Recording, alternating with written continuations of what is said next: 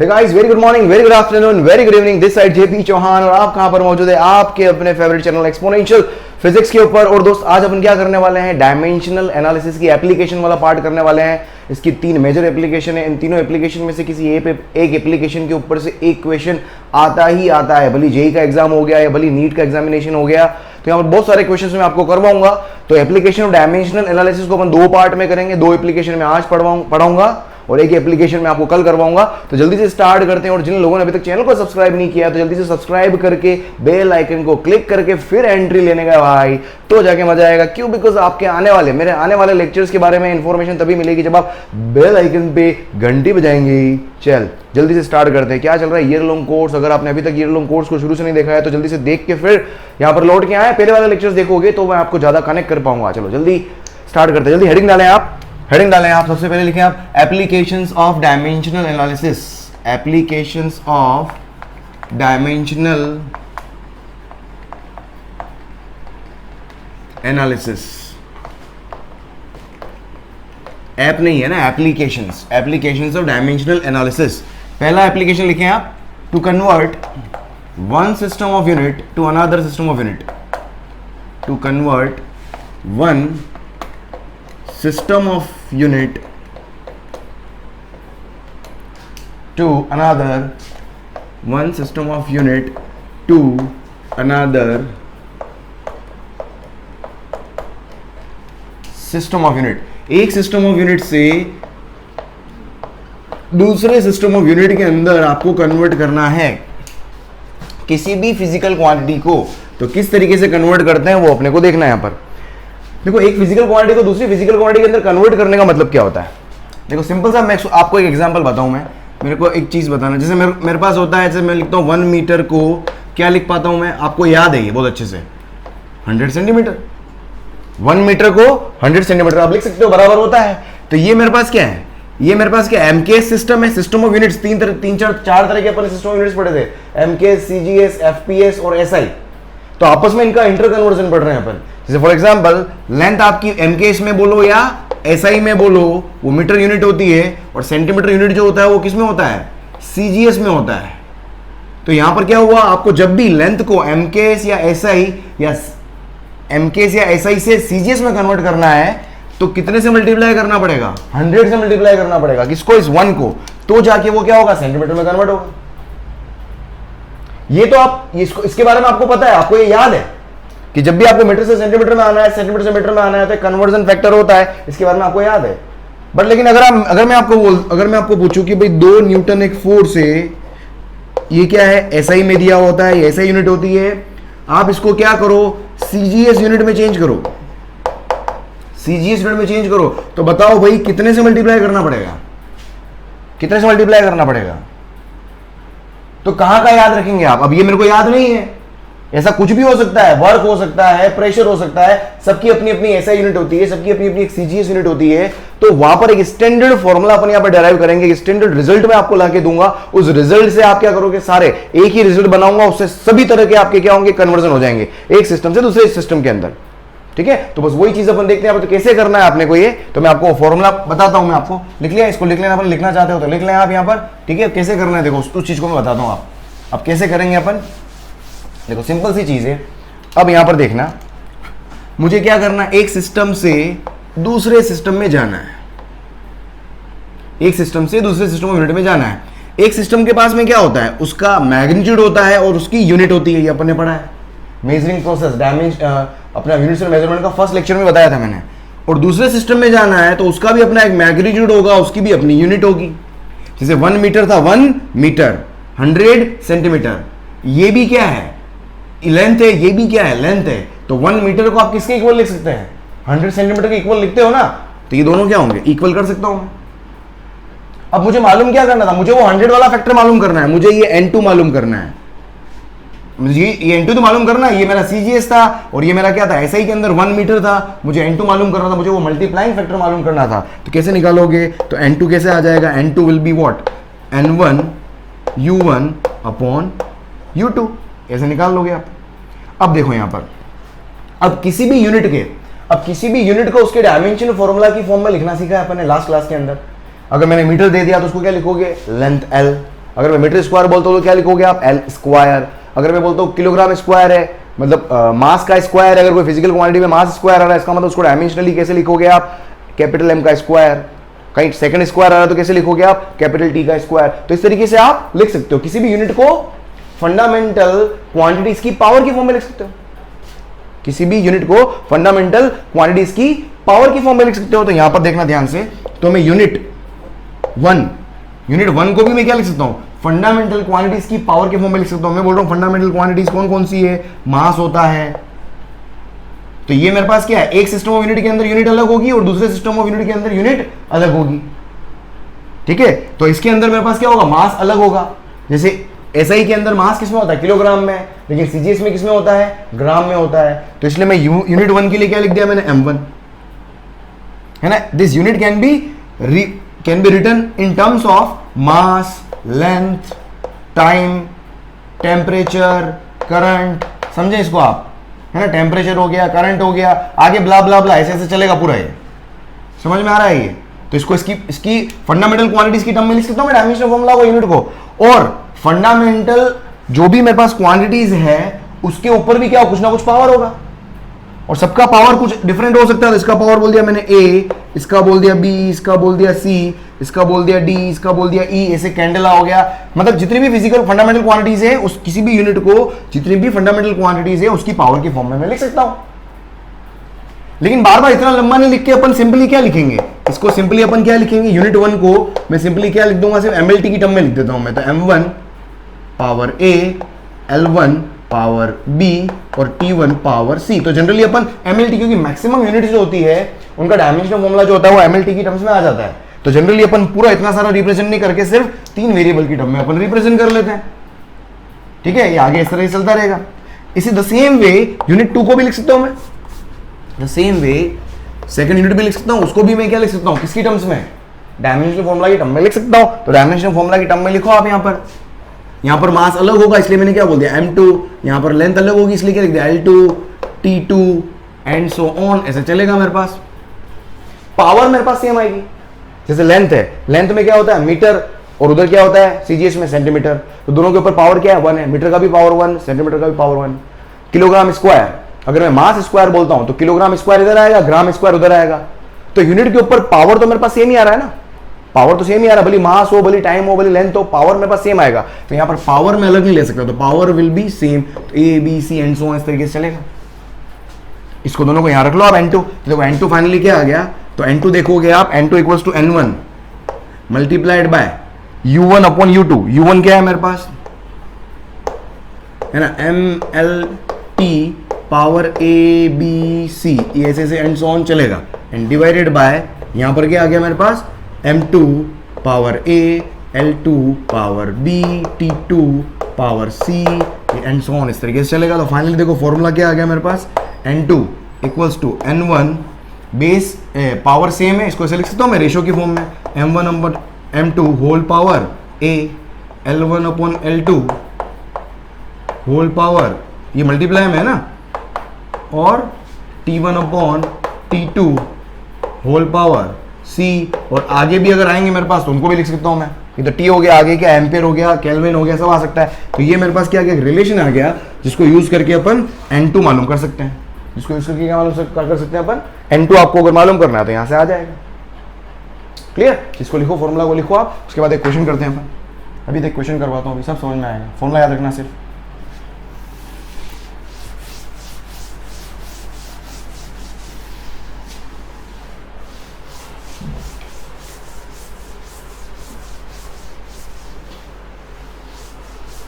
देखो क्या होगा क्वेश्चन, देखो क्वेश्चन क्या है। जैसे मैं आपको बोलता हूँ कि भाई अपन कन्वर्ट, मैं बोलता हूँ कन्वर्ट 2 न्यूटन इंटू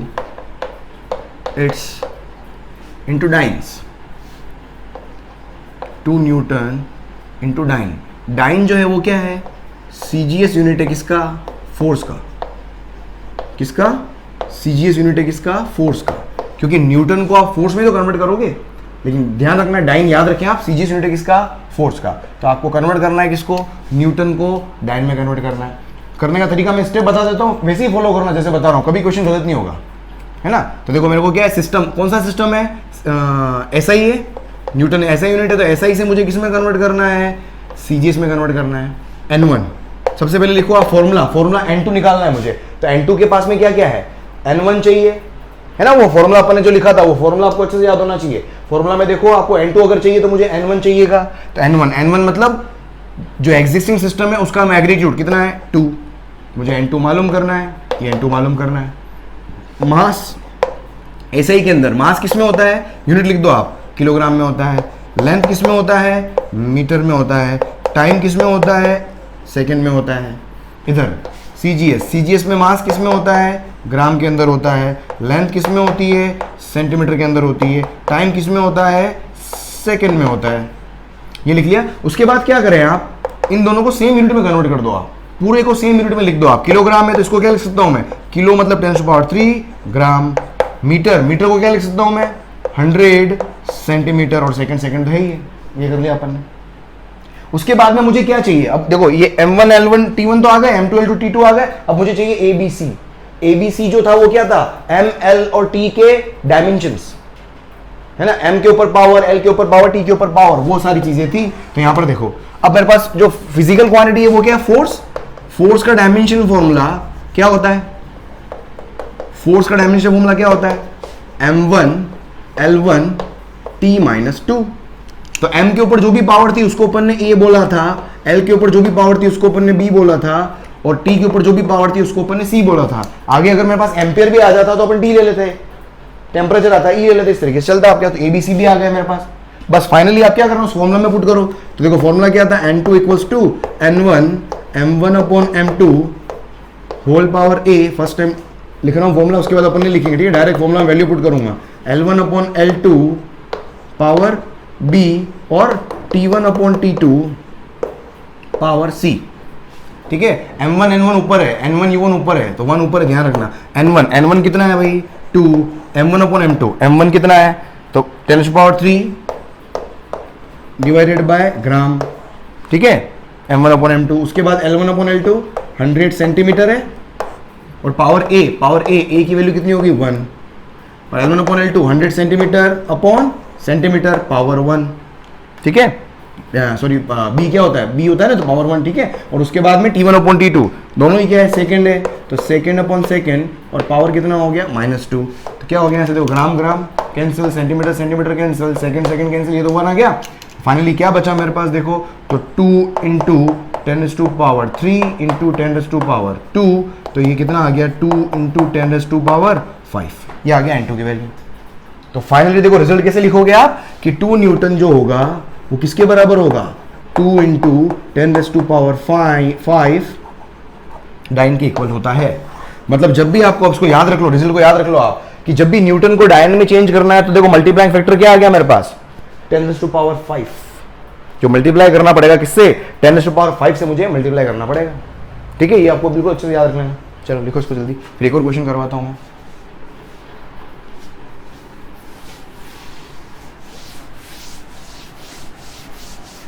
पोज करके ट्राई करना, अब जो क्वेश्चन दूंगा पोज करके ट्राई करेंगे।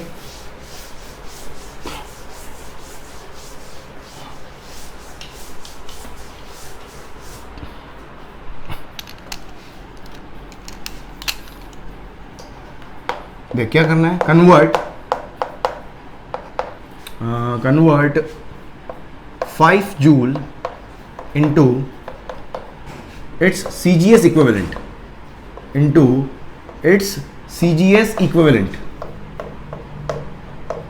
5 जूल को क्या करना है, मुझे CGS में कन्वर्ट करना है, ठीक है। जूल किसकी यूनिट है, एनर्जी की, वर्क की, ठीक है। और उसका CGS, तो यहां से मैं आपको याद करवा देता हूं कि एनर्जी या वर्क का जो CGS यूनिट होता है वो क्या होता है, अर्ग। यहां पर एक चीज ध्यान रखेंगे, क्या बोल रहा हूं मैं, कि CGS यूनिट किसका, ऑफ वर्क बोल दो, या फिर क्या बोलते हैं आप, energy. CGS unit of work oblique energy जो होता है वो क्या होता है, ERG, अर्ग होता है। क्या होता है, अर्ग। तो मुझे किसको चेंज करना है, मुझे जूल को किस में चेंज करना है, अर्ग में चेंज करना है, जूल को अर्ग में चेंज करना है। तो सिंपल तरीका वही है। सबसे पहले देखो क्या है, ये क्या SI है, तो SI सिस्टम से मुझे कहाँ जाना है, CGS के अंदर जाना है। SI में क्या दिया हुआ है, N1 दिया हुआ है, पोज करके ट्राई करो आप, मुझे N2 मालूम करना है। उसके बाद में लिख लो आप यहाँ पर M1, SI में क्या होता है, किलोग्राम में होता है। फिर L1 लेंथ किस में होती है, मीटर में होती है। टाइम देख लो किस में होता है, सेकंड में होता है। फिर यहाँ से M2 CGS में क्या होता है, ग्राम के अंदर होता है। लेंथ किस में होती है, सेंटीमीटर में होती है। टाइम तो किस में होता है, सेकंड में होता है। फिर दोनों को सेम में कन्वर्ट कर लो आप, 10⁻³ ग्राम कितना हो गया, 100 सेंटीमीटर, और सेकंड ही है। बस फाइनली फॉर्मूला लिखो आप, यहाँ पर फॉर्मूला लिखा, फॉर्मूला डायरेक्ट वैल्यू पुट कर रहा हूँ मैं। तो N2 = N1 कितना है आपके पास, 5। उसके बाद क्या लिखना था, M1/M2, लेफ्ट अपॉन राइट होता है हमेशा, दिस अपॉन दिस। तो ये हो जाएगा 10⁻³ ग्राम। हाँ, इसके बाद एक चीज और थी अपने पास में, क्या, ये लिख लेते हैं। मेरे पास जो फिजिकल क्वांटिटी क्या है, वर्क है। वर्क का डायमेंशन फॉर्मूला, वर्क बोलो या एनर्जी बोलो, वर्क का डायमेंशन फॉर्मूला होता है M1L2T-2। M के ऊपर जो भी पावर है वो A हो गया, L के ऊपर जो भी पावर है वो B हो गया, और T के ऊपर जो भी पावर है वो क्या हो गया, C हो गया। बस, तो यहाँ पर वैल्यू पुट कर लेंगे आप। तो M1/M2 होल पावर A बोले तो 1। उसके बाद में लेंथ का रेशियो, लेंथ क्या है, 100 सेंटीमीटर अपॉन सेंटीमीटर है ना, लेंथ की पावर। तो लेंथ की पावर में कितना आ जाएगा, 2।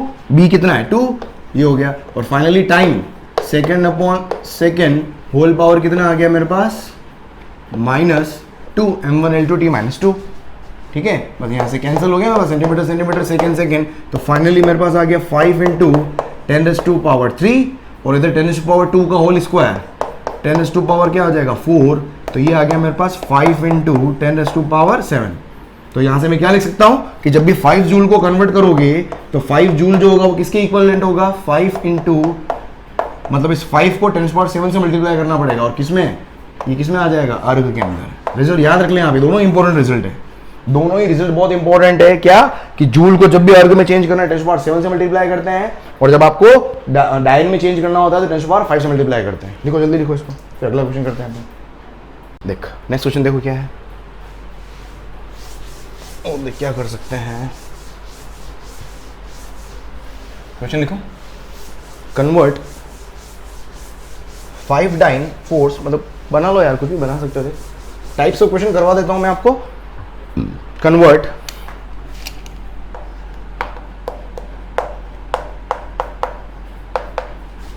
5 dyne force into a system in which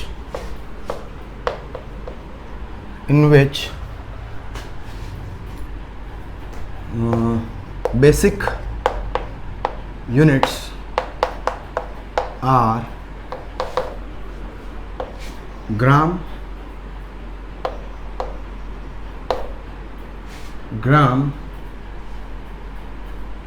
क्या क्या लिखोगे, ग्राम, 2 centimetre and half minute.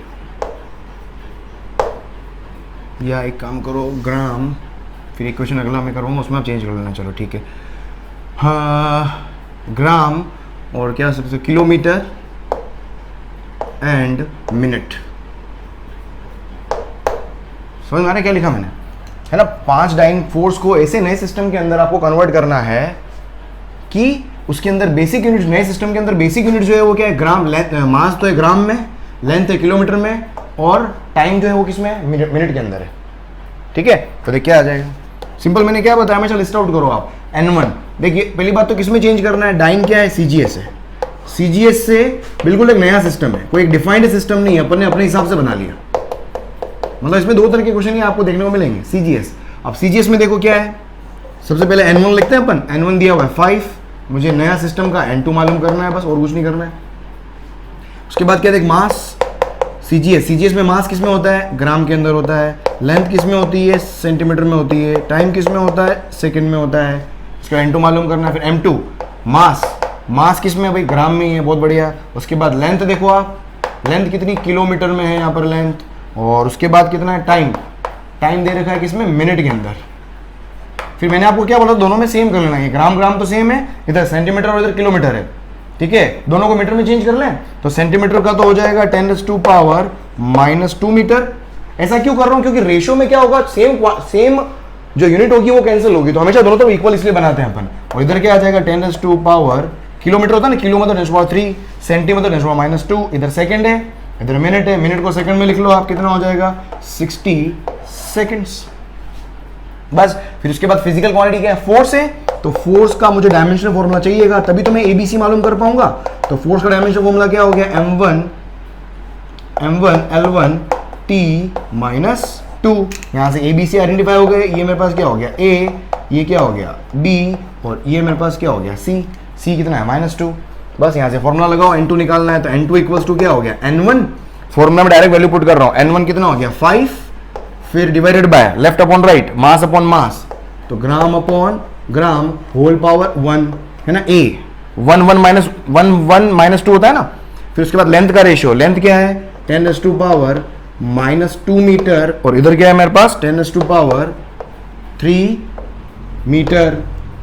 Power कितना हो गया 1 -2, और उसके बाद में क्या है टाइम, टाइम क्या है मेरे पास सेकंड, अपॉन इधर कितना है मेरे पास 60 सेकंड, और ये क्या हो जाएगा पावर -2, 1 m1 L1 t-2। बस ध्यान रखना इसके अंदर मास के ऊपर ही लगे, ये लेंथ के ऊपर ही लगे और टाइम के ऊपर ही लगे, तो gram cancel, metre cancel, second cancel, तो एक फाइनली कितना आ गया 5 इंटू ये तो हो गया 1 एंड मल्टीप्लाइड बाय ये कितना हो जाएगा, देखो 10⁻³ ऊपर जाके कितना हो जाएगा 10⁻2 ऑलरेडी है, -3 ऊपर जाके -5 मल्टीप्लाइड बाय ये 60 है, 60 को मैं क्या लिख सकता हूँ 60 इनवर्स, और होल पावर देख कितना हो गया -2, कितना हो गया फाइनली 5 इंटू 10⁻⁻5, और ये कितना है 6, ये क्या 60 का स्क्वायर हो जाएगा, 60 इंटू 60 हो जाएगा, सोच लो, समझ में आ रहा है ना, -2 का होल पावर -2 तो स्क्वायर हो जाएगा 60 इंटू 60, फाइनली देख लो 6 6 36 मल्टीप्लाइड बाय 5, 36 मल्टीप्लाइड बाय 5 क्या 5 30,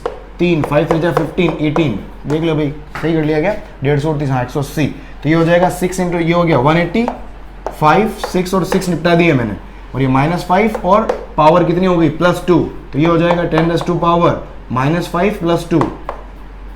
वो भाई क्लियर, 6 और 5 को मल्टीप्लाई किया था मैंने, तो -5 और +2 -3, तो फाइनली आ गया ये 18 इंटू 10⁻⁻2। तो फाइनली आप क्या लिख पाओगे, 5 डाइन को जब कन्वर्ट करोगे तो 5 डाइन जो होगा वो किसके इक्वल होगा 18 इंटू 10⁻2 न्यू यूनिट। अब इसका नया सिस्टम है तो यूनिट भी क्या होगी, नई तरह की यूनिट बनेगी, तो क्या लिखोगे आप न्यू यूनिट, ये कन्वर्जन हो गया हमारे पास। ठीक है, चलो जल्दी से लिखो, उसके बाद एक नया क्वेश्चन करवाता हूँ मैं एक और आपको।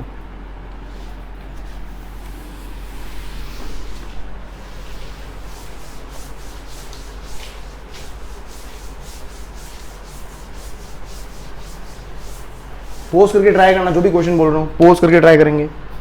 चल एक और ट्राई कर, convert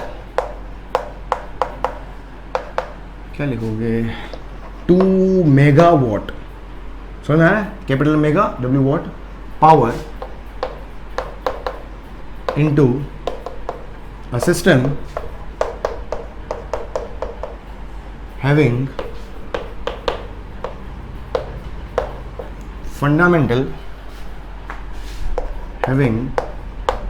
fundamental units to be 5 gram, 200 centimeter and half minute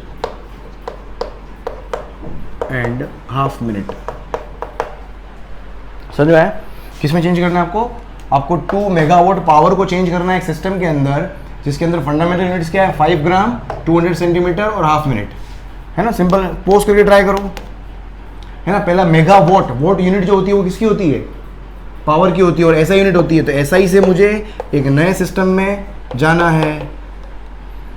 N1 लिखो, N1 देख कितना है 2 मेगा है, 2 मेगा मतलब होता है 10⁻⁶, ठीक है। और N2 मुझे मालूम करना है, यूनिट के अलावा जितना भी सब लिखना पड़ेगा। उसके बाद मास, ऐसा यूनिट है तो किलोग्राम हो गया मास, लेंथ हो गई मीटर, टाइम हो गया सेकेंड, इधर देख लो मास कितना है 5 ग्राम है, और उधर किसका दें मास 5 ग्राम हो गया, length sorry M2 L2 length कितनी है 200 सेंटीमीटर है। कुछ भी क्वेश्चन बना सकते हो यार, वैल्यू कुछ भी कर दो कैलकुलेशन में, अगर आपको लग रहा है कि मिस्टेक बता देना भाई यार, सही कर दूंगा, पर मैं पूरी कोशिश कर रहा हूँ कैलकुलेशन को हाथों हाथ क्वेश्चन बन रहे हैं, यही क्वेश्चन बना रहा हूँ मैं, तो मेरे पास आंसर नहीं है इनके, जो सॉल्व करेंगे वही फाइनल आंसर है। और आपको लग रहा है कि कैलकुलेशन मिस्टेक कर दी है, कमेंट सेक्शन के अंदर बता देना, डू कमेंट। चल टाइम देखो कितना, हाफ मिनट है। फिर मैंने बोला दोनों को सेम कर लो, तो ये ग्राम है, इसको भी ग्राम में ले लो, ये कितना है 10⁻³ ग्राम, इधर सेंटीमीटर है इधर मीटर है, इसको भी सेंटीमीटर में ले लो 100 सेंटीमीटर, ये सेकंड है इसको भी सेकंड में ले लो, हाफ मिनट का मतलब कितना होता है 30 सेकंड होता है, आधा मिनट मतलब। उसके बाद क्या है पावर है, तो पावर का डायमेंशन फॉर्मूला क्या होता है, पावर होता है वर्क अपॉन टाइम, पावर याद आ रहा है, पावर क्या होता है वर्क अपॉन टाइम, वर्क का डायमेंशन फॉर्मूला होता है m1 L2 T-2, m1 L2 T-2 ये वर्क होता है, डिवाइड बाय टाइम का पावर 1 ऊपर जाके क्या हो जाएगा -3 हो जाएगा, ठीक है। ये हो गया डायमेंशन फॉर्मूला, तो ये मेरे पास क्या आ गया A लेंथ के ऊपर आ गया B, और ये मेरे पास क्या हो गया C, ABCD आ गए, बस यहाँ से पूरा कंप्लीट कर लो आप। यहाँ पर क्या आएगा मेरे पास N2 निकालना है, तो N2 इक्वल्स टू N1 देख कितना है 2 × 10⁻⁶ M1 अपॉन M2, ठीक है, तो 10⁻³ अपॉन कितना हो गया 5G होल पावर, M1 की पावर कितनी है A 1 है ना, पावर लास्ट में लगा लेंगे अपन, चलो।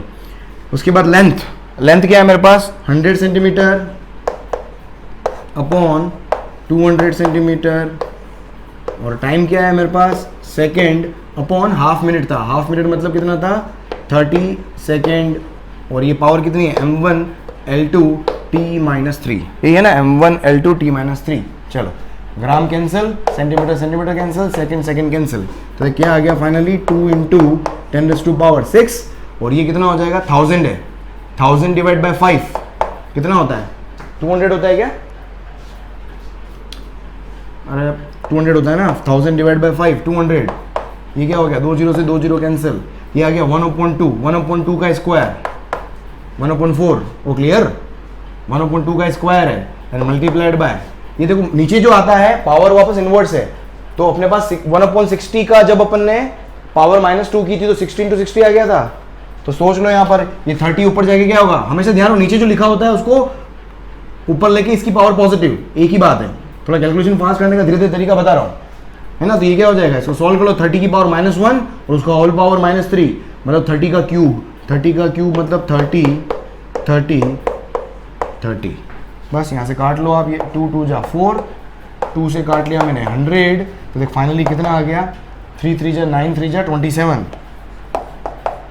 भाई क्लियर। तो देख फाइनली क्या बचा 3 3 3 तो हो गए, 3 0 यहाँ पर है, 3 0 यहाँ पर है, 3 और 2 5, 5 और 6 11, तो 10⁻कितना हो गया देख लो, कुछ बचा तो नहीं है, 6 7 8 9 10 11, 10⁻11 ये हो गया बस कन्वर्ट। तो फाइनली किसको कन्वर्ट किया मैंने, तो 2 मेगावाट किसके बराबर हो जाएगा, ये हो जाएगा किसका 27 × 10⁻11, और इसको मेगावाट को अगर आप कन्वर्ट करोगे, आपको अगर CGS यूनिट, कभी भी ध्यान रखना CGS यूनिट अगर आपको नहीं पता है तो सिंपल इसको क्या लिख सकते हो आप, पावर है, पावर क्या होता है जूल पर सेकंड होता है, और जूल का CGS में इक्विवेलेंट क्या होता है अर्ग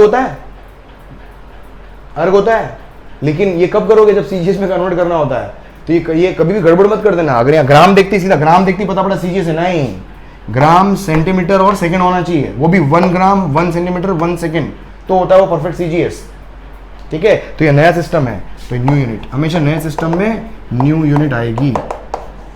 चलो लिख लो इसको बराबर, देखो इसमें एक क्वेश्चन और कुछ अलग टाइप का एक क्वेश्चन और बनता है, जो कुछ अलग टाइप से होगा वो और करवा देता हूँ मैं, फिर अपन सेकंड एप्लीकेशन पढ़ते हैं।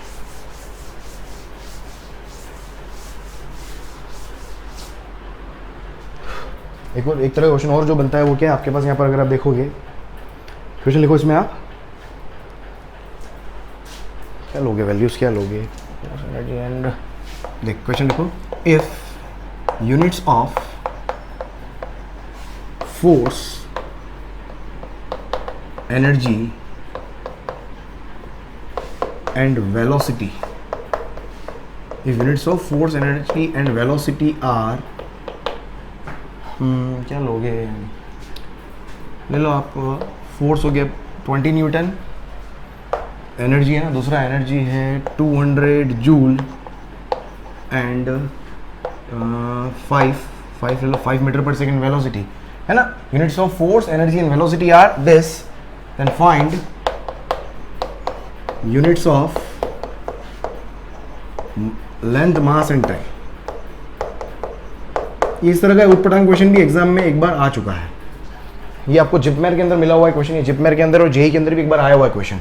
तो मैंने डेटा अपने हिसाब से ले लिया है, बस करने का तरीका बता देता हूं मैं. लेंथ मास एंड टाइम, ठीक है. देख सिंपली क्या करना है इस क्वेश्चन के अंदर, देख मेरे को क्या दिया हुआ है, पहला क्या दिया हुआ है, फोर्स. देख फोर्स को, इसको क्या करो आप, करने का तरीका, आप क्वेश्चन समझ में आया कि नहीं आया. फोर्स एनर्जी और वेलोसिटी की वैल्यू दी हुई है, आपको लेंथ मास और टाइम की वैल्यू निकालनी है. सिंपल इसका मतलब ये है, लेंथ मास और टाइम की वैल्यू निकालनी है. तो देखो फोर्स का डायमेंशन फॉर्मूला अपने को पता है क्या होता है, m1 l1 t-2, और उसकी वैल्यू दी हुई है आपको कितनी, यूनिट में कितनी दी हुई है उसकी वैल्यू 20 न्यूटन, ठीक है. तो m1 l1 t-2 इतना दिया हुआ है. उसके बाद में एनर्जी, दूसरा क्या है, एनर्जी की वैल्यू दी हुई 200 जूल. तो एनर्जी का जो डायमेंशन फॉर्मूला होता है, एनर्जी का डायमेंशन फॉर्मूला क्या होता है, m1 L2 T-2, और ये दे रखा है आपको 200 जूल. और तीसरा क्या है, वेलोसिटी का डायमेंशन फॉर्मूला क्या होता है, वेलोसिटी का डायमेंशन फॉर्मूला क्या होता है, L1 T-1, और इसकी वैल्यू दी हुई है आपको कितनी, 5 मीटर पर सेकेंड. भाई देखो मुझे क्या निकालना है, L, M और T निकालना है. 3 वेरिएबल 3 इक्वेशन है, तीनों को सॉल्व करके आप जिसे सॉल्व कर सकते हो वैसे सॉल्व कर लो, और लेंथ मास और टाइम निकाल लो. तो देखो यहाँ पर क्या करें अपन, क्या करें भाई, L1 T-1 किसको किससे डिवाइड करूँ कि मामला सेट हो जाए. देख 2 डिवाइड बाय 1 करो, यहाँ पर 2 डिवाइड बाय 1 करो. 2 डिवाइड बाय 1 करोगे होगा क्या, m1 कैंसिल. देख क्या होगा, m1 L2 T-2 m1 L1 T-2, तो T2 m1 कैंसिल, L1 से एक L कैंसिल. तो सीधा देखो यहाँ पर क्या आ गया, and 200 divided by 20, 2 divide by 1 किया था मैंने, 0 कैंसिल, कितना आ गया ये 10. तो किसकी आ गई, लेंथ आ गया. तो लेंथ की वैल्यू आ गई कितनी, 10. किसमें आ जाएगा ये, मीटर में. तो L की वैल्यू आ गई मेरे पास. L की वैल्यू यहाँ रख लो आप इक्वेशन नंबर 3 के अंदर. तो देखो कितना आ गया, L कितना है मेरे पास, 10 मीटर है. तो 10 metre and multiplied by T-1 equals to कितना हो गया मेरे पास, 5 metre per second. Metre cancel. तो देख फाइनली मेरे पास कितना आ गया यहाँ पर, ये t को उधर लेके जाओगे तो ये कितना हो जाएगा, 5t⁻1 इक्वल्स टू 10. तो देखो t की वैल्यू कितनी आ गई, 10/5 2 सेकेंड. और अभी क्लियर, ये 5 2 जा 10 काट लो भाई यार, समझ जाए यहाँ से. चल उसके बाद देख क्या आ गया मेरे पास. अब मुझे क्या निकालना है, m निकालना है. तो m को यहाँ रख लें अपन फर्स्ट इक्वेशन के अंदर. तो फर्स्ट इक्वेशन के अंदर देख m1 निकालना है. m1 मुझे मालूम, m मालूम करना है. l कितना आ गया था, l आ गया था मेरे पास 10 मीटर, और टाइम का स्क्वायर T⁻2. t कितना है भाई, 2 आ गया. तो 2 की पावर -2, 2 की पावर, अरे समझ में आ रहा है, 2 की पावर ये समझ लो यार, -2 बराबर कितना हो गया ये 20.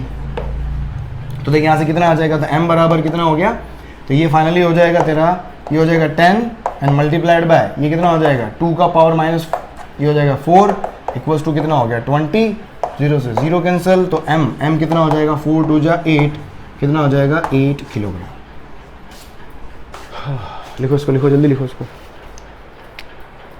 कितना हो गया 8 किलोग्राम. समझ में आ गया, किलोग्राम क्यों, क्योंकि मास है इसलिए. चलो ठीक है, लिख लिया. चलो इसके बाद नेक्स्ट देखो आप, नेक्स्ट क्या है अपने को, second application number 2. Now application number 2, second, now application number 2.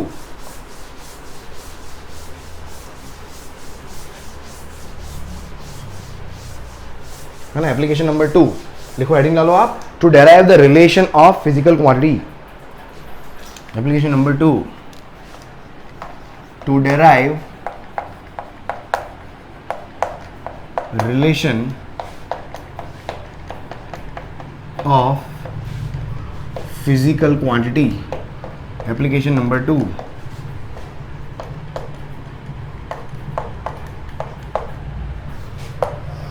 ना कोई भी फिजिकल क्वांटिटी है उसका रिलेशन डेराइव करना है। देखो इसको करने का तरीका क्या है, सिंपल एक एग्जांपल से करवाता हूं मैं ताकि आपको थोड़ा सा क्या फील आ जाएगा। एक क्वेश्चन करवाता हूं, क्वेश्चन से समझ में आएगा इसको कि रिलेशन डेराइव करने का मतलब क्या है। देखो जब भी कोई रिलेशन डेराइव करना होता है, जैसे मैं फॉर एग्जांपल मेरे पास V equals to I R आपने पढ़ा हुआ है, क्या होता है, किसका डायमेंशन फॉर्मूला, किसका रिलेशन होता है, ये ओम्स लॉ का रिलेशन होता है, V equals to I R. अब क्वेश्चन किस तरीके से दिया जाएगा, अगर आप बिल्कुल अननोन है, आपको कुछ भी नहीं पता है, तो यहां पर क्वेश्चन किस तरीके से दिया जाएगा कि potential difference across a conductor, potential difference है ना, अपन क्या डेराइव करने वाले हैं, V equals to I R, है ना। इसको मैं डेराइव करना बताता हूं डायमेंशनल एनालिसिस के थ्रू। लेकिन अगर आपको इसके बारे में नहीं पता है तो आप क्या होगे, बिल्कुल अनजान होंगे। तो आपको क्वेश्चन किस तरीके से दिया जाएगा कि potential difference V across a conductor है ना, डायमेंशनल एनालिसिस के थ्रू अपन रिलेशन को डेराइव कर रहे हैं। कई बार बहुत सारे डेरिवेशन ऐसे होते हैं, आप फिजिक्स के अंदर देखोगे डायरेक्ट फॉर्मूला दिया होता है, कई बार क्या होता है उसका कुछ प्रूफ नहीं होता है, तो उसको डायमेंशनल एनालिसिस के थ्रू अपन चेक कर सकते हैं कि वाकई ये फॉर्मूला सही है या गलत है। तो कई बार ऐसे रिलेशन फिजिक्स में आपको देखने को मिलेंगे जिसके अंदर डायरेक्ट रिलेशंस आपके पास होंगे, जिसका कोई डेरिवेशन भी नहीं होगा, तो वहां पर आप डायमेंशनल एनालिसिस के थ्रू उसको चेक कर सकते हो। देखो क्या दिया हुआ है कि potential difference V across a conductor depends upon its resistance R, depends upon its resistance R and current I through it,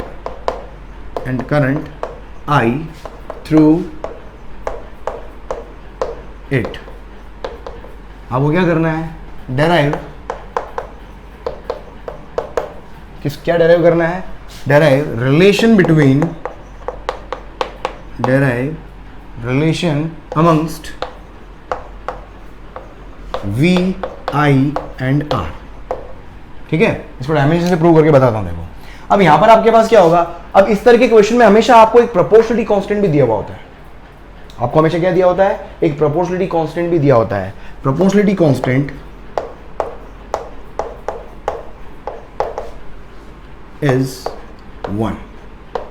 यहां पर प्रोपोर्शनलिटी कांस्टेंट क्या लेना है आपको, हमेशा क्वेश्चन में दिया होगा, और अगर नहीं दिया हुआ है तो उसको के ले लें आप, simple proportionality constant. Proportionality constant का क्या मतलब भी समझ में आएगा। देखो अब क्वेश्चन में क्या दिया हुआ, देखो सुन, क्या बोला कि V जो है वो किसके ऊपर डिपेंड कर रहा है, रेजिस्टेंस R और करंट I के ऊपर डिपेंड कर रहा है। देखो तो V कोई भी एक वेरिएबल दूसरे वेरिएबल के ऊपर अगर डिपेंड करता है तो उसको लिखने का तरीका क्या होता है, directly proportional to V, directly proportional to I।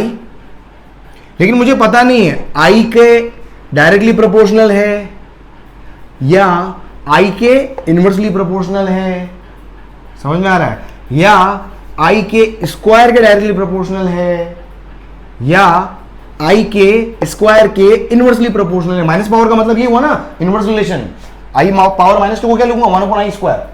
तो मुझे कुछ भी नहीं पता है यहां पर I के ऊपर क्या पावर है, कुछ नहीं पता है, तो मैंने उस पावर को पता करना है, तो मैंने क्या बोल दिया कि भाई let V directly proportional to I power A।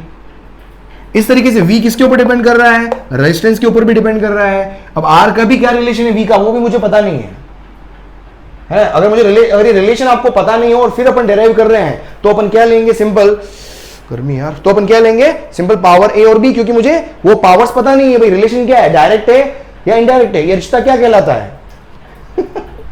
तो क्या होगा, R पावर B, इन दोनों को कंबाइन करके लिखो आप, directly proportional to I power A R power B।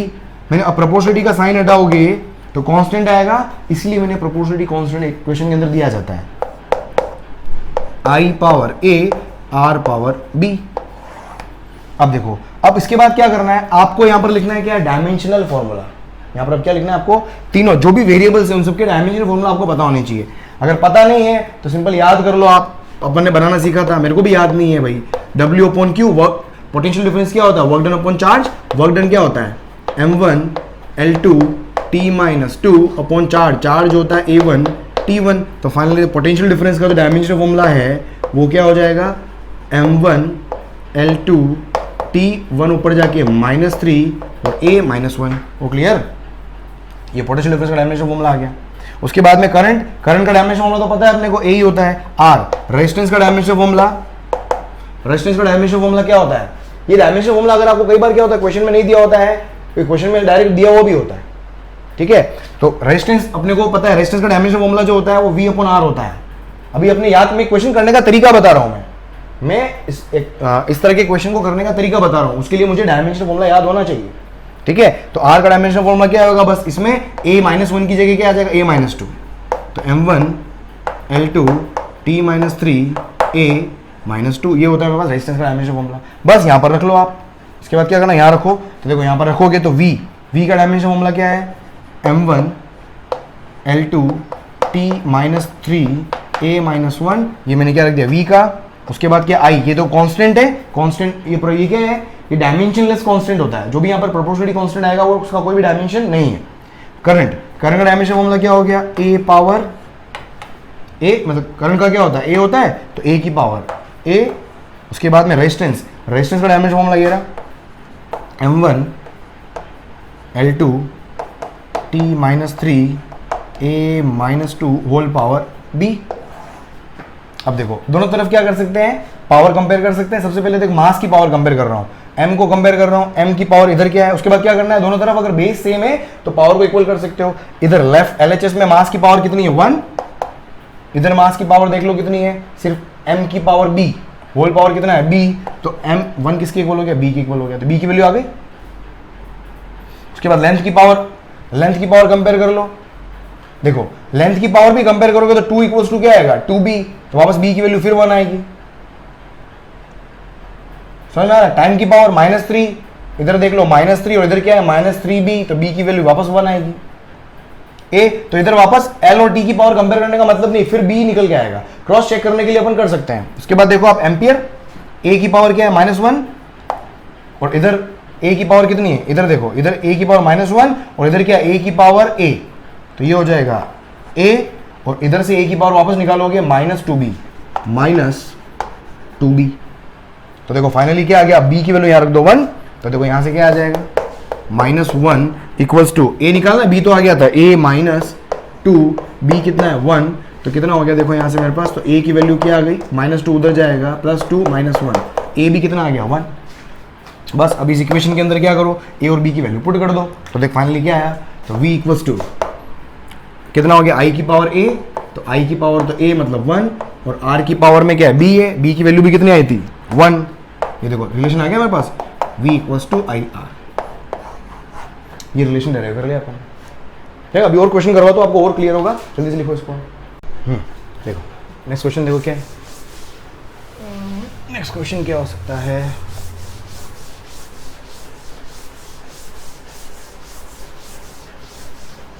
जो ट्राई करना, आप जो क्वेश्चन लिखो ट्राई करना। मैं क्या बोल रहा हूँ कि volume of liquid flowing per second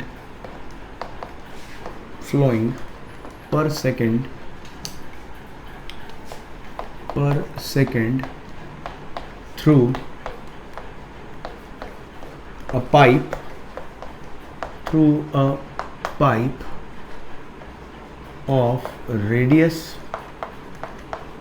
of radius through a pipe of volume of the liquid flowing per second v, है ना, v से डिनोट कर रहा हूं मैं, v through a pipe of radius r, किसके ऊपर डिपेंड कर रहा है, volume of a liquid flowing per second v through a pipe of radius r। इसको ऐसे करो आप, through a pipe depends upon चलिए depends upon radius of pipe r, coefficient of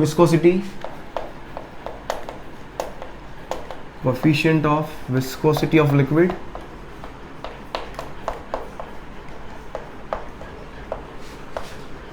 eta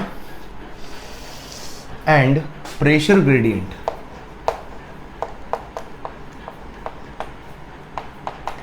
and जो भी क्वेश्चन कर रहा हूँ सब एग्जाम में कहीं ना कहीं पूछे गए हैं, तो बार बार मैं इस एग्जाम में ये आया वो एग्जाम में, सारे क्वेश्चन में एग्जाम वाले ही करवाता हूँ, तो हमेशा ध्यान रखना। बस थोड़े से जो वैल्यूज होती है वो मुझे याद नहीं होती है, तो वैल्यूज में लिखवा देता हूँ मैं, कुछ भी अपने हिसाब से ले लेता हूँ, बस वो बाकी सारे क्वेश्चन एग्जाम में आए। प्रेशर ग्रेडियंट आप कोई भी उठा के चैप्टर उठा के करने लग जाना। Pressure gradient, pressure upon L, इसको किससे लिख रहा हूँ मैं? ग्रेडियंट। ग्रेडियंट मैंने बताया था, कोई किसी भी फिजिकल क्वांटिटी का ग्रेडियंट का मतलब क्या होता है, उसको लेंथ से डिवाइड कर लो, ठीक है। तो क्या लिखा? Volume of liquid flowing per second v through a pipe depends upon radius of pipe r, coefficient of viscosity of liquid eta and pressure gradient p by l, ठीक है। तो डेराइव द रिलेशन, आपको क्या करना है, ये सारे variable से डेराइव द रिलेशन डेराइव करना है, एंड जो प्रोपोर्शनलिटी कांस्टेंट है वो क्या लोगे आप? Pi by 8। जो प्रोपोर्शनलिटी कांस्टेंट है वो कितना ले लो आप? Pi by 8। चलो शुरू हो जाओ, चलो ट्राई करो, तो आंसर मैच करना है। यहाँ पर क्या आता है देख, क्या लिखना है मुझे?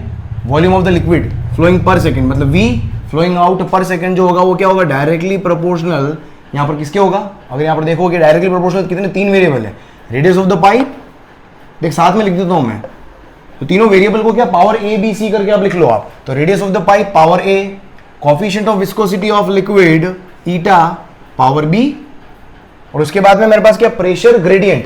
प्रेशर ग्रेडियंट मेरे पास क्या है? p upon l power c।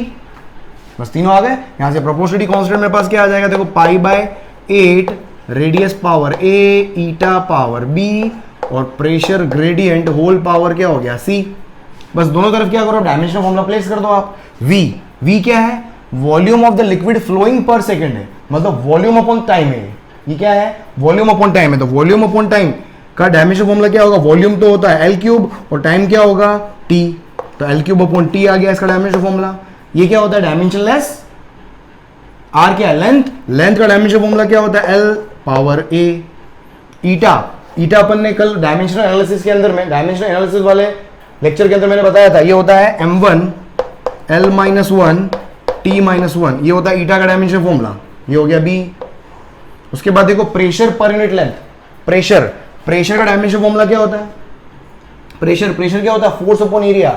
Force होता है फोर्स अपॉन एरिया, तो फोर्स हो गया m1 L1 T-2, ये तो हो गया फोर्स अपॉन एरिया हो गया मेरे पास L स्क्वायर, और वापस लेंथ है तो डिवाइड बाय L, ये हो गया पावर C। तो इसको आप इकट्ठा कर लो, देखो क्या हो जाएगा। इसको लिख लो आप, m है ही नहीं तो m को लिख लो आप, m की पावर 0, l की पावर 3, और t की पावर क्या हो गया? -1। यहां पर भी देख लो, अब m एक साथ इकट्ठा कर लो। m कहाँ मौजूद है? m इधर मौजूद है, तो m की पावर इधर कितना है? पावर b है।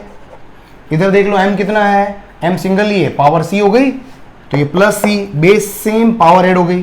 फिर l की पावर देख लो, l की पावर क्या है? a है।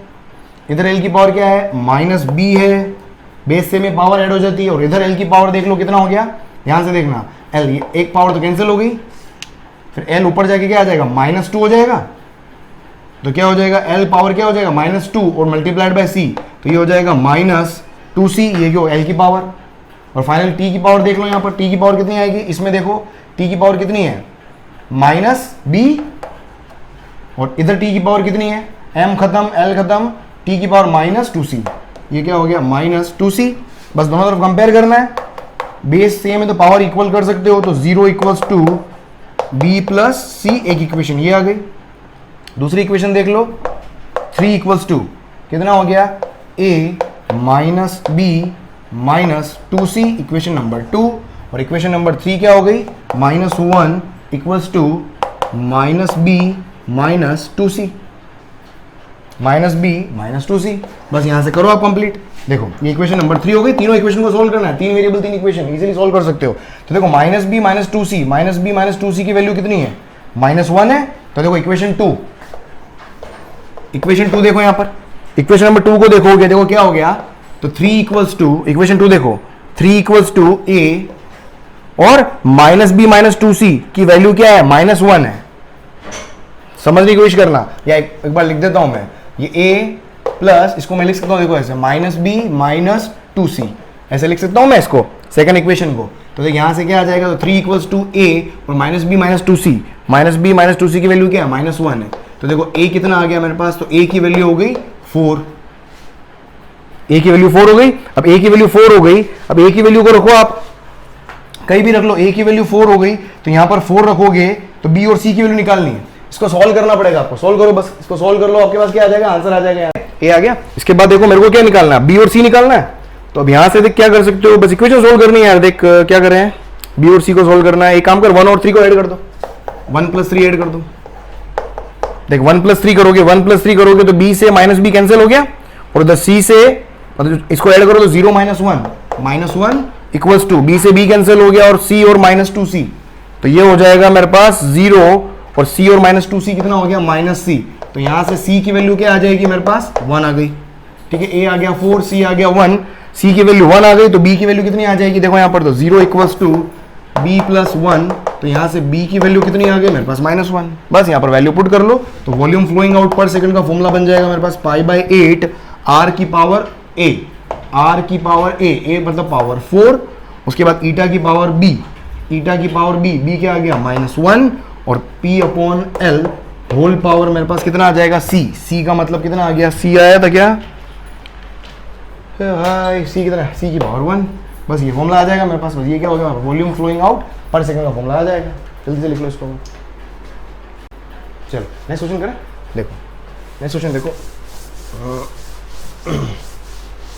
ये एक 1 कैटेगरी हो गई। सेकंड कैटेगरी मेरे पास क्या आती है क्वेश्चन की, सेकंड कैटेगरी जो आती है वो क्या है, ये एग्जाम में आया हुआ क्वेश्चन, इस तरह के क्वेश्चन एग्जाम में कई बार पूछे गए हैं, है ना। इसको अच्छे से देख लेना, क्या दिया हुआ देखो कि इफ क्या ले लो, velocity v, force f and time t, तीन है मेरे पास, 3 फिजिकल क्वांटिटीज है। इनको अगर मैं फंडामेंटल क्वांटिटीज एज्यूम कर लूं, इनको क्या बोल दूं, अगर ये तीनों क्या हो, आर फंडामेंटल या बेसिक क्वांटिटीज अगर हैं, are basic quantities, then derive relation of mass, उल्टा पूछ लिया मैंने, derive relation of mass in terms of, है ना, मास का रिलेशन निकालना किसकी टर्म्स में, क्या क्या था मेरे पास, velocity v, force f and time t, है ना। मास का रिलेशन मुझे मालूम करना है इन तीनों वेरिएबल की टर्म्स में, है ना, तीनों वेरिएबल की टर्म्स में। देख क्या होगा, सिंपल, देख अगर इनको मैं बेसिक फिजिकल क्वांटिटीज मान रहा हूं, मुझे एक तरीके से रिलेशन ही तो निकालना है, मुझे मास को क्या इन तीनों की टर्म्स में निकालना है, मुझे मास को इन तीनों की टर्म्स में निकालना है। एक तरह का ऐसा क्वेश्चन हो गया, मैं उल्टा पूछ लिया कि अगर इनको मैं क्या कहते हैं, डेराइव्ड की जगह अगर मैं फंडामेंटल मान लूं, तो मेरा जो फंडामेंटल मास जो होगा वो इनकी टर्म्स में क्या आएगा। अब इनकी टर्म्स में निकालना है, इसका मतलब मास कहीं ना कहीं v, f और t पे डिपेंड कर रहा है। तो मैं यहां पर देख रिलेशन क्या लिख सकता हूं कि mass will be directly proportional to what, v, f and t। अब मुझे इनका पावर पता नहीं, तो पावर एज्यूम कर लो भाई a, b एंड c, बस उसी तरीके से वापस सॉल्व कर लो, ये हो गया क्वेश्चन खत्म। बस पूछने का तरीका अलग होता है, क्वेश्चन वही आते हैं, बस क्वेश्चन को पूछने का तरीका होता है। अब तरीके क्या क्या होते हैं तो आपको प्रैक्टिस करनी पड़ेगी, इसका कोई ऑल्टरनेट नहीं है। जितने में तरीके होते हैं मैं यहाँ पर आपको आइडेंटिफाई करवा दे रहा हूँ, पर आपको प्रैक्टिस क्वेश्चन की करनी पड़ेगी, राइट। चलो तो यहाँ से देखो अब क्या है, मास का डायमेंशन फॉर्मूला क्या होता है, m⁻1, या यहाँ से क्या करो, प्रोपोर्शनलिटी कांस्टेंट कोई भी k ले लिया मैंने, v⁻a, f⁻b और t⁻c। कांस्टेंट जनरली k को जनरली इस तरह के क्वेश्चन में k जनरली 1 लिया जाता है। तो आपको ऑप्शन में देखना होगा, ऑप्शन में कई बार k होता है और कई बार k नहीं होता है। अगर k नहीं है इसका मतलब उसने k की वैल्यू 1 ले ली है ना, k की वैल्यू उसने 1 ले ली है, तो उससे आप कंफ्यूज मत होना कि मेरा k कहां चला गया, तो k को वहां पर उसने 1 एज्यूम कर लिया होगा, तो k को अपन 1 एज्यूम कर लेते हैं, ठीक है। तो मास का डायमेंशन फॉर्मूला क्या हो गया, m1, l है ही नहीं यहाँ पर, t भी है ही नहीं है, ऐसे लिख लो आप, ताकि कंपेरिजन जब करोगे तो गलती नहीं करोगे। अदरवाइज जैसे कंपेयर किया, अगर l नहीं है तो आप पावर सीधा क्या लो, माइनस उसकी पावर लिख दोगे 1, वो बहुत बड़ी वो ब्लंडर हो जाएगा, फिर सब गड़बड़ हो जाएगा। k क्या डायमेंशनलेस, v क्या है वेलोसिटी होती है क्या, l1 t-1 whole power a। उसके बाद फोर्स का डायमेंशन फॉर्मूला क्या होता है, m1 l1 t-2 power b। और उसके बाद टाइम, टाइम तो अपने को पता है टी पावर सी। बस अब क्या कर लो, कंपेयर कर लो, मास की पावर क्या है, सबसे पहले मास को कंपेयर करो, इधर 1 है, इधर देख लो क्या है, इधर क्या है m1 होल पावर b, मतलब कितना हो जाएगा, ये लो b की वैल्यू सीधी आ गई अपने पास, एक वेरिएबल तो आ ही गया, मजा आ गया। ठीक है, उसके बाद देख l कितना है, देखो अगर मैं l और t नहीं लिखता तो आप यहाँ 1 ले लेते, ये एक मिस्टेक होती है, हमेशा इसको ml t की फॉर्म में लिख दिया करो, अगर एम्पियर भी आ जाए तो a को भी लिख दो वहां पर। तो देखो क्या हो गया, l को कंपेयर करो, l की पावर a, इधर देखो l की पावर कितनी है b, तो क्या हो गया a, और l की पावर कितनी, पावर कंपेयर कर रहा हूँ, बेस दोनों तरफ सेम है तो पावर क्या कर सकते हो, इक्वल कर सकते हो, तो l 0 हो गया, इधर मेरे पास l की पावर a हो गया, इधर l की पावर कितनी है b, तो a प्लस b आ गया। उसके बाद t देखो आप, t की पावर कितनी है, इधर 0, इधर देखो t कितना है -1 टू दी पावर a मतलब -a, इधर t देखो कितना है -2 होल पावर b मतलब -2 b हो गया, और t और कितना है, t की पावर c और है तो प्लस c हो गया। ये तीनों इक्वेशन आ गई, b तो आ चुका है ना, b तो आ चुका है, b कितना 1 है, यहाँ रख लो आप सेकंड इक्वेशन के अंदर, तो a की वैल्यू कितनी हो जाएगी -b के बराबर, तो a हो जाएगा मेरे पास कितना -1, ये a भी आ गया, a और b को यहाँ रख लो थर्ड इक्वेशन के अंदर, तो c भी आ जाएगा थर्ड इक्वेशन के अंदर, क्या हो गया 0 इक्वल्स टू -a कितना है -1 -2b -2b कितना है +1 प्लस c, तो देखो फाइनली कितना आ जाएगा मेरे पास, ये हो गया मेरे पास 0 इक्वल्स टू 1 -2 प्लस c, तो फाइनली c इक्वल्स टू कितना हो गया -1 इक्वल्स टू 0, तो c की वैल्यू कितनी आ गई 1। बस अब यहाँ पर वैल्यू पुट कर दो आप यहाँ पर इसके अंदर, तो मास का रिलेशन कितना आ जाएगा मेरे पास, k तो 1 था, v की पावर a v -1, और उसके बाद f कितना है पावर 1 b, और c की वैल्यू कितनी आ गई, c की वैल्यू कितनी आ गई, तो t भी कितना हो गया 1, तो ये मेरे पास क्या आ गया f v -1 f 1 t 1, right. जल्दी से लिख लो उसको आप, जल्दी से लिखो, फिर एक और क्वेश्चन ट्राई करना है, इसके बाद एक क्वेश्चन और ट्राई करो, यहाँ पर एक और ट्राई करो, सेम क्वेश्चन, चलो एक और मैं थोड़ा सा चेंज कर देता हूँ, इसको आप ट्राई करो, पोज करके ट्राई करना, बिल्कुल सेम वही है, velocity force and time are basic physical quantities, तो आपको आइडेंटिफाई करना है, आपको लिखना है क्या है, रिलेशन ऑफ क्या करो, एनर्जी कर लो यहाँ पर, मास की जगह मैं आपको एनर्जी दे देता हूँ। क्वेश्चन का फॉर्मेट सेम होगा, बस ये वेरिएबल चेंज होते चले जाएंगे, तरीका समझ में आ गया अपने को, तरीका यही है, बस आपकी प्रैक्टिस के लिए एक और कर लो, ये करो, ट्राई करो, मास की जगह एनर्जी का फॉर्मूला डेराइव करना है, मास की जगह एनर्जी का फॉर्मूला डेराइव करना है, बस आज फिर लेक्चर और करते हैं अपन, जल्दी से करो इसको, ट्राई करो, मास की जगह क्या लिखना है मुझे, सिर्फ एनर्जी लिखनी है, बाकी सब सेम चलेगा।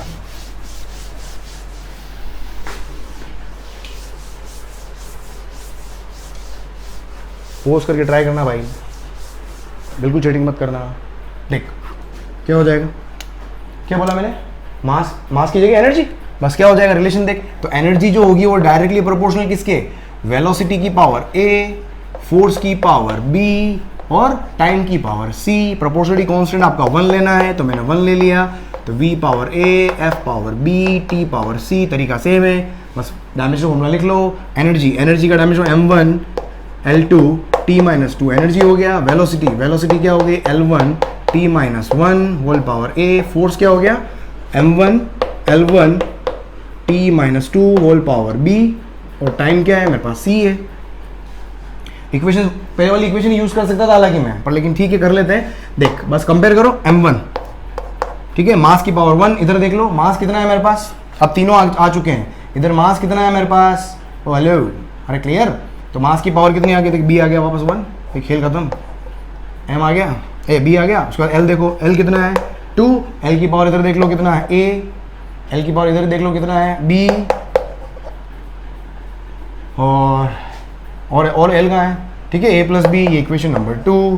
फिर इक्वेशन नंबर 3 क्या है, t की पावर कितनी, इधर -2, इधर देख लो t की पावर कितनी है -a, इधर देखो t की पावर कितनी है -2b, और इधर t की पावर कितनी है +c, इक्वेशन नंबर 3 आ गया। बस यहाँ सॉल्व कर लो, अब आप b तो आ चुका है, सेकेंड इक्वेशन के अंदर क्या लिख लो आप, a लिख लो, तो सेकेंड इक्वेशन से a कितना हो जाएगा, a विल बिकम 2 - b, कितना हो जाएगा 2, b की वैल्यू कितनी है 1 आई, कितना हो गया, a की वैल्यू भी कितनी हो गई 1, a की वैल्यू कितनी हो गई 1, a हो गया 1, बस a और b दोनों 1 है, यहाँ रख लो आप थर्ड इक्वेशन के अंदर, थर्ड इक्वेशन देख लो कितना हो रहा है, तो -2 इक्वल्स टू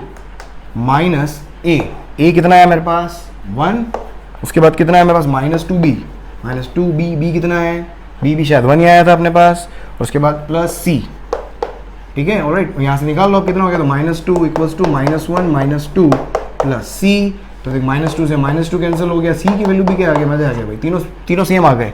ए बी सी, तो एनर्जी का फॉर्मूला क्या हो गया, V पावर 1 F पावर 1 और T पावर 1 VFT, ठीक है। जल्दी से कर लो इसको, जल्दी से लिख लो, ठीक है। राइट दोस्तों, चलो यहाँ तक आज बस आप सेशन यही कवर करेंगे आज अपन।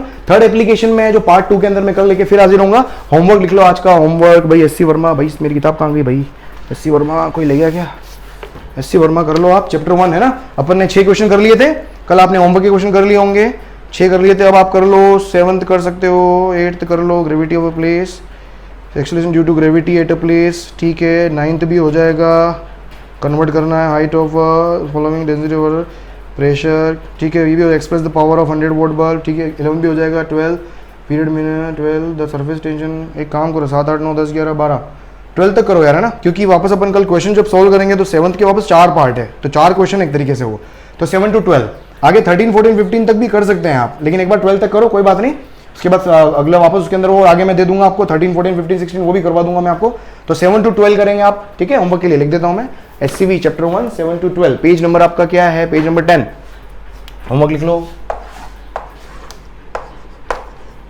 है ना। SCV कितना है भाई, पेज 9 पर क्वेश्चन 7 to 12, ठीक है, 7 से 12। कल इसका होमवर्क लेके आता हूँ मैं, आपको सोल्यूशन लेके आता हूँ, कल फिर हाजिर होंगे। सो राइट दोस्तों, so thank you so much for being in the show. अगर आपने वीडियो को एंड तक देखा है, अगर आपको बहुत अच्छा लगा है तो इस वीडियो को जरूर शेयर करना, और चैनल को सब्सक्राइब नहीं किया है, लाइक नहीं किया है तो सब्सक्राइब और लाइक और बेल आइकन को क्लिक करके जरूर जाएं और लोगों को बुलाएं यार, कि लोगों के बिल्कुल बहुत ही काम की चीज़ चल रही है और मजा जरूर आएगा, 101% आएगा। लोग को बुलाएं अंदर, आप एक बार दिखाएं वीडियोस बहुत काम के हैं, और ईयर लॉन्ग कोर्स है, बिल्कुल फ्री फोकट का कोर्स है यार, फ्री फोकट की चीज़ को तो स्प्रेड करने में क्या दिक्कत है, जल्दी से स्प्रेड कर दें, जल्दी कल फिर हाजिर होता हूँ सेम टाइम आपके सामने, सेम आगे वापस होमवर्क को लेके SC वर्मा का, बस होमवर्क करना मत भूलना, अदरवाइज 0 हो जाएगी फिजिक्स, तो जो SC वर्मा करवा रहा हूँ उसके करते जाओ। चलो मिलता हूँ वापस सेम टाइम कल 9 बजे, thank you, bye, good night.